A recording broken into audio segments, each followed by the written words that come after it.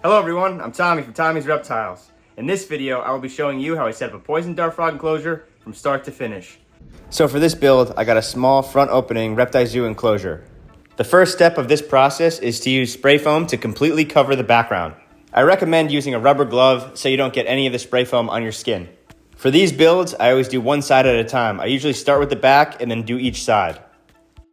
Once I finish coating one side of the enclosure, I then put cork bark inside the spray foam. The cork bark is an excellent place for dart frogs to hide and jump on, and it also looks really awesome. I always use some of the cork bark as a little ledge that the dart frogs could hop onto. Now it's time to do the next side of the enclosure. In between doing each side, I wait at least 30 minutes. Doing that ensures that the cork bark won't fall out of the spray foam. Now onto the third and final side of the enclosure. Since this enclosure is small, it only required one can of spray foam. Here I'm using the cork bark as another little bridge or ledge for the dart frogs to hop onto. And here's what we have so far. I think it's looking pretty good. For the next step, I take a steak knife and I carve the spray foam into smooth surfaces so silicone could easily stick to it, and I try to make it look cool. Right here I'm hollowing out a cave for the dart frogs to hide inside. I always try to provide as many hides as I can in each dart frog enclosure that I make. As you can see here, I took off the lid to make it easier to get the top portion of the spray foam. And don't worry, if you don't cut the spray foam perfectly smooth, it's okay. Silicone will still stick to it. Everything's still gonna work out. As you can see, I'm carving additional ledges into the spray foam. Trust me, the frogs will end up using all of these ledges. Once that's done, I clean all the excess spray foam that fell to the bottom of the enclosure. I grab all the big pieces by hand, then I use a vacuum to suck up the small particles.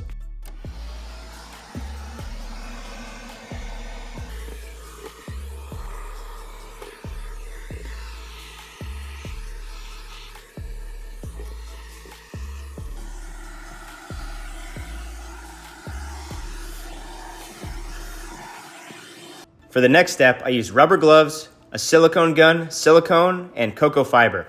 And I brought the enclosure outside because this part is really messy. For this part, I'm using silicone to completely cover the spray foam. And just like before, you do one side at a time.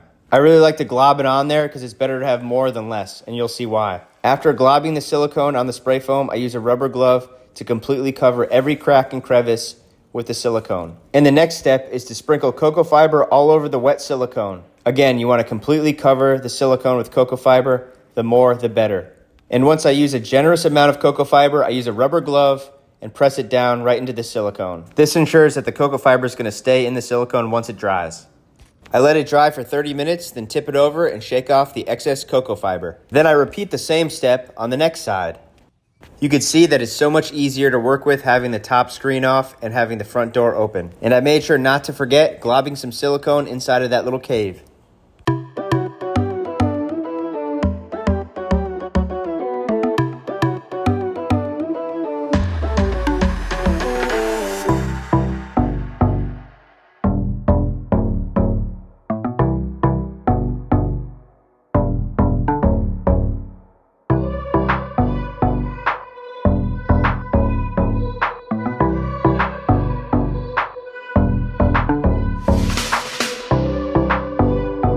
Here's what it looks like with all three sides completely done. And no need to worry about the spots that I completely missed because they're going to be covered up and you'll see how.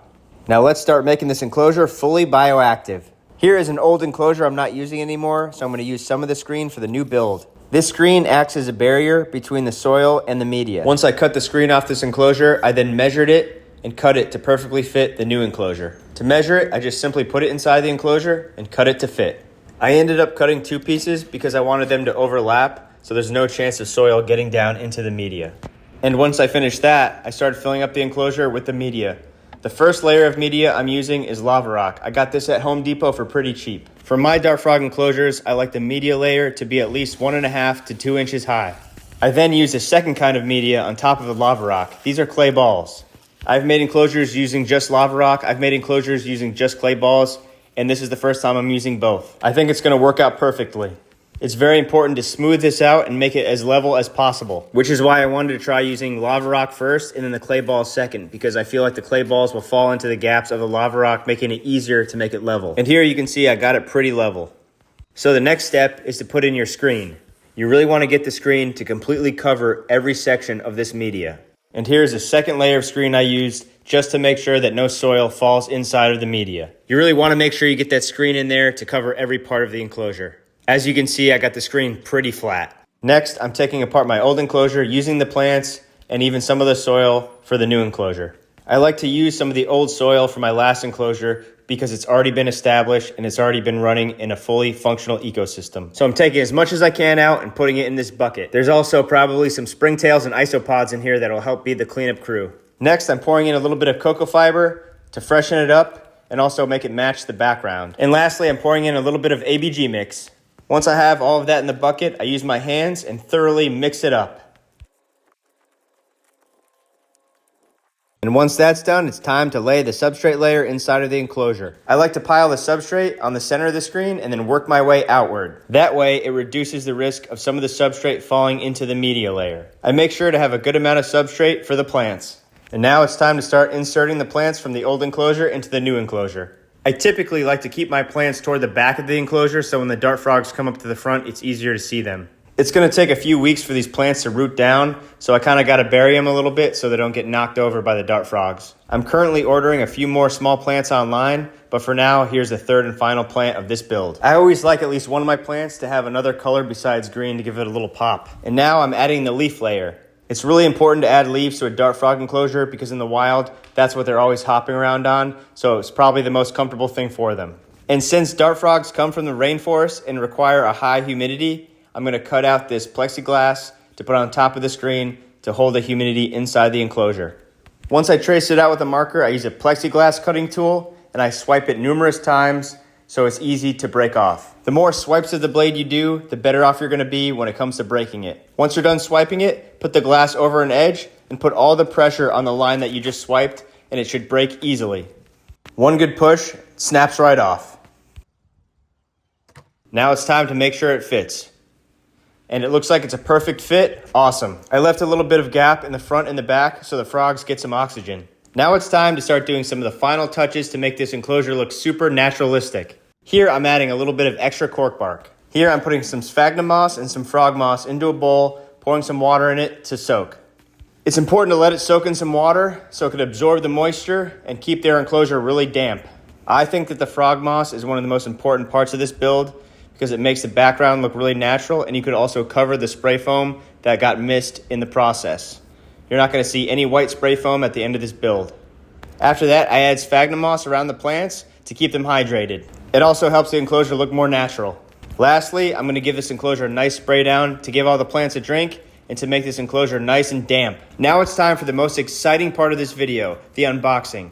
I ordered 3 Dendrobates auratus Alcope dart frogs from Josh's Frogs. These are by far my favorite type of poison dart frogs. They're beautiful, they're green, they're blue, they're mixtures of both, and they look totally awesome. I've literally been waiting my entire life to work with these frogs, and I'm so excited that I could finally get them. And here they are. So far, they're looking pretty good.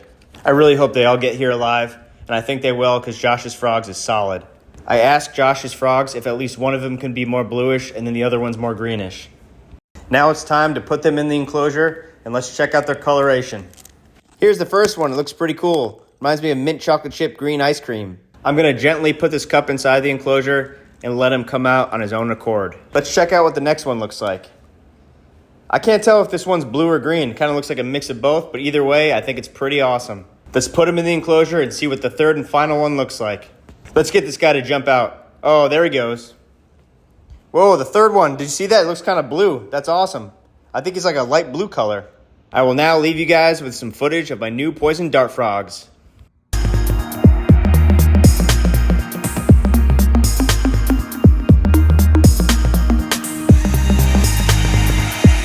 Thank you for watching Tommy's Reptiles.